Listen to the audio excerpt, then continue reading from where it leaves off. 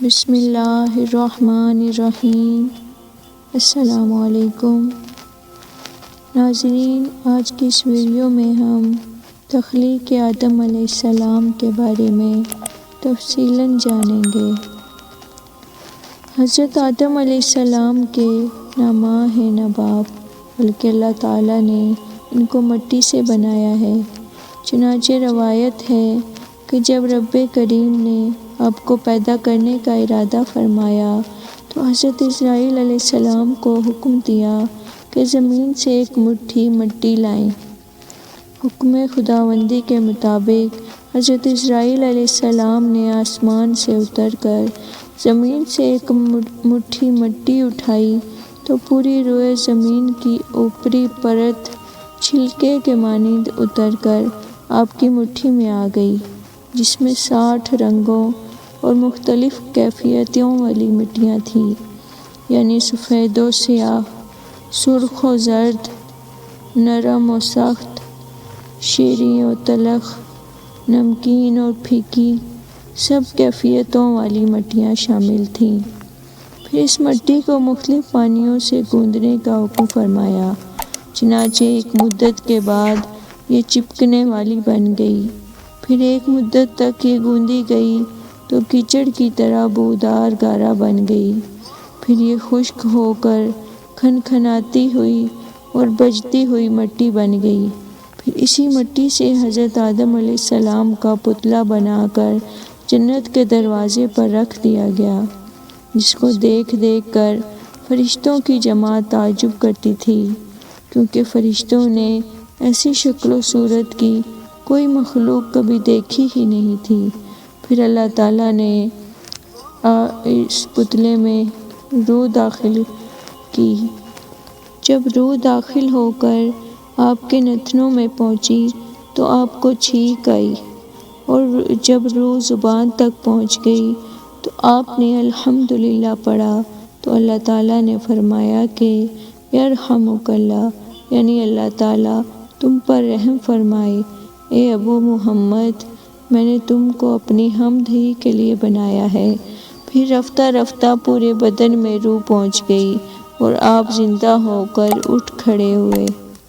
ترمذی اور ابو داؤد میں یہ حدیث ہے کہ حضرت آدم علیہ السلام کا پتلا جس مٹی سے بنایا گیا، چونکہ وہ مختلف رنگوں اور مختلف کیفیتوں کی مٹیوں کا مجموعہ تھی، اسی لیے آپ کی اولاد یعنی انسانوں میں مختلف رنگوں اور قسم قسم کے مزاجوں والے لوگ ہوں گے۔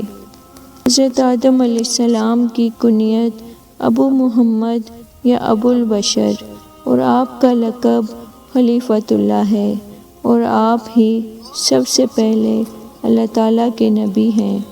آپ نے 960 برس کی عمر پائی اور باوقت وفات آپ کی اولاد کی تعداد 1,00,000 ہو چکی تھی، جنہوں نے طرح طرح کی صنعتوں اور عمارتوں سے زمین کو آباد کیا۔ قرآن مجید میں بار بار اس مضمون کا بیان کیا گیا ہے کہ حضرت آدم علیہ السلام کی تخلیق مٹی سے ہوئی۔ چنانچہ سورہ آل عمران میں ارشاد فرمایا کہ بے شک عیسیٰ علیہ السلام کا حال آدم علیہ السلام کی طرح ہے کہ انہیں مٹی سے بنایا، پھر فرما دیا کہ ہو جاؤ تو فوراً ہو گیا۔ دوسری آیت میں اس طرح ہے، بے شک ہم نے انسانوں کو چپکتی مٹی سے بنایا، اور کہیں یہ فرمایا کہ اور بے شک ہم نے انسان کو بجتی ہوئی مٹی سے بنایا، جو اصل میں ایک سیاہ بودار گارا تھی۔ جب حضرت آدم علیہ السلام کو رب کریم نے جنت میں رہنے کا حکم دیا تو آپ جنت میں تنہائی کی وجہ سے کچھ پریشان ہوئے، تو اللہ تعالیٰ نے آپ پر نیند کا غلبہ فرما دیا اور آپ گہری نیند سو گئے۔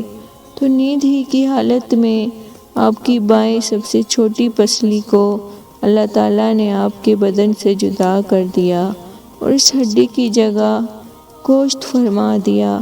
پھر اسی پسلی کی ہڈی سے حضرت حوا کو پیدا فرما دیا۔ اسی لیے ہر مرد کے دائیں طرف 18 پسلیاں ہیں اور بائیں طرف ایک کم یعنی 17 پسلیاں ہیں۔ پسلی کے جدا ہونے سے حضرت آدم علیہ السلام کو کوئی تکلیف نہیں ہوئی، بلکہ آپ کو احساس بھی نہیں ہوا کہ میری ایک پسلی جدا ہو گئی ہے۔ جب آپ نیند سے بیدار ہوئے تو یہ دیکھ کر حیران رہ گئے کہ ایک نہایت ہی خوبصورت اور حسین و جمیل عورت آپ کے پاس بیٹھی ہوئی ہے۔ آپ نے ان سے فرمایا کہ تم کون ہو اور کس لیے یہاں آئی ہو؟ تو حضرت حوا نے جواب دیا کہ میں آپ کی بیوی ہوں اور اللہ تعالیٰ نے مجھے اس لیے پیدا فرمایا ہے تاکہ آپ کو مجھ سے انس اور سکون قلب حاصل ہو، ہم دونوں ایک دوسرے سے مل کر خوش رہیں اور پیار و محبت کی زندگی بسر کریں اور رب کریم کی نعمتوں کا شکریہ ادا کرتے رہیں۔ قرآن مجید میں چند مقامات پر اللہ تعالیٰ نے حضرت حوا کے بارے میں ارشاد فرمایا اور حضرت آدم سے ان کی بیوی کو پیدا فرمایا اور ان دونوں سے بہت سے مردوں اور عورتوں کو پیدا فرمایا۔ اس واقعے میں ہمارے لیے درس ہدایت ہے کہ اللہ تعالیٰ نے اس پوری دنیا کو اور اس دنیا کے لوگوں کو چار طریقوں سے پیدا فرمایا۔ اللہ تعالیٰ نے انسانوں کو 4 طریقوں سے پیدا فرمایا۔ پہلا یہ کہ مرد اور عورت دونوں کے ملاپ سے، جیسا کہ عام طور پر انسانوں کی پیدائش ہوتی ہے۔ دوسرا یہ کہ تنہا مرد سے ایک انسان پیدا ہوا اور وہ حضرت حوا ہے۔ اللہ تعالیٰ نے ان کو حضرت آدم علیہ السلام کی بائیں پسلی سے پیدا فرمایا۔ سوم یہ کہ ایک عورت سے ایک انسان کو پیدا فرمایا اور وہ حضرت عیسیٰ علیہ السلام ہے جو حضرت مریم علیہ السلام سے پیدا ہوئے۔